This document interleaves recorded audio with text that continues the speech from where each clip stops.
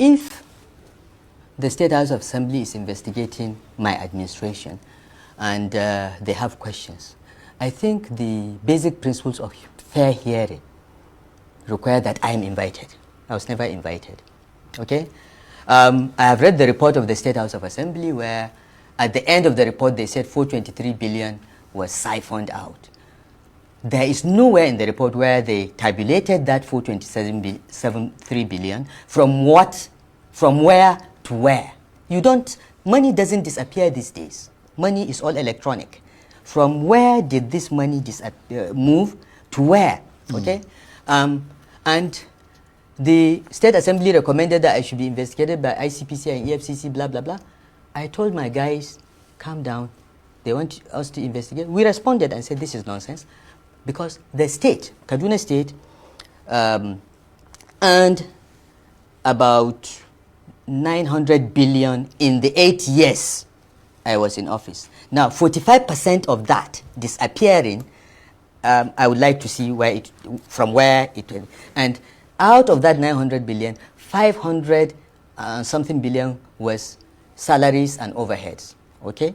So I would really want to see a breakdown where that money was taken from and to where. Now, when we responded and got the report, I told my commissioners, government is big. A lot can happen below your level that you don't know. So let's not say anything. Let's wait and see. The anti-corruption agencies, particularly ICPC, have been inviting our people. They have found nothing since then. Okay? An administration that's supposed to have siphoned away 423 billion, so far 2 people have been charged. One for 64 million that was paid to his account as reimbursement for something he did for the government. Another for, I think, 115 million that they said he sold government properties and the money didn't get to the account. The money went into the account and they know. Okay? I thought my commissioners or any one of us would be charged for billions. But these are paltry amounts. Now, what's happening in the ICPC? The EFCC has done its investigations and they have not charged anybody because there is nothing, all right? But the ICPC, whose chairman is the brother of a friend of ours called Farouk Adamu Aliyu, who is a very close friend of Nuhu Ribadu, reports to Nuhu Ribadu on this. This project of destroy Nasir El-Rufai is Nuhu Ribadu's conception. He's the architect and he's the builder of that project and he's the one working with Sani to implement it. So far, it has been frustrating for them because they have not been able to find anything. In fact, what they have resorted to doing in the last 2 weeks is to be calling lower level people and some of my officials and saying, implicate Nasir El-Rufai and your problems will go away. This is what the ICPC has become. The EFCC is far more professional. They have, done a much better job of it. And now that we have seen that the whole thing is a charade, we are going to start fighting back. Right. Okay, Charles. I've been in public service for a long time. I was advisor to Abdulsalam Abubakar.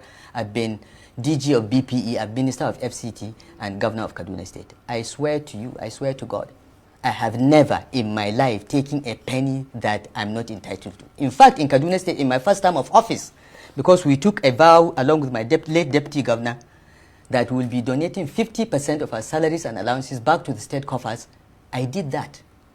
I gave my own entitlements to the government, and I have treasury receipts for that. Right. I have never taken a penny of it, but somebody wants to destroy my reputation. Why? Nuhu Ribadu wants to be president in 2031. Well, he has to eliminate every northerner that he thinks is in. When they say fear politicians, true. So Nuhu Ribadu, who was the same person I saw in 2023 during the campaign, when they were rounding up the campaign for the presidential election between Peter Obi, Atiku, and Tinubu, and Kwankwaso. I saw this Nuhu Ribadu together while Nuhu was sitting almost on the floor or a pavement in that hall. The El-Rufai was addressing the people, and then one of their clergymen, their Muslim clergymen, was sitting or standing, I can't remember. And then Nuhu Ribadu was there while El-Rufai was telling them that Christians are infidels, that they should not vote infidels. That video was trending, and it was not, his voice was not doctored. It was a very, very clear thing.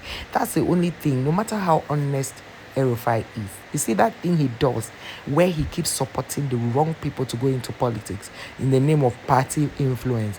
He is saying that yes, obviously from what he's saying, he cannot control who becomes president, because he's honoring his party. Like he said, in the hierarchy is God, the nation, and his party. So if the nation truly is in his mind, he should also be careful who he supports. And if he must support that person, which like the onus is on him to support the person, he should make it quietly, because coming out publicly to support rubbish, and at the end of the day the rubbish makes rubbish of the country you say after God is the country, then it doesn't make sense. And I don't think the God you serve, no matter how honest you are, if you consider bringing rubbish people, even the God you are afraid of will not trust you. Yes, he won't trust you. So let us shove all this religion thing, and between you and Nuhu, the day we hear from Nuhu again, Nuhu will sound like a saint, like he has never had any bad intention towards El-Rufai.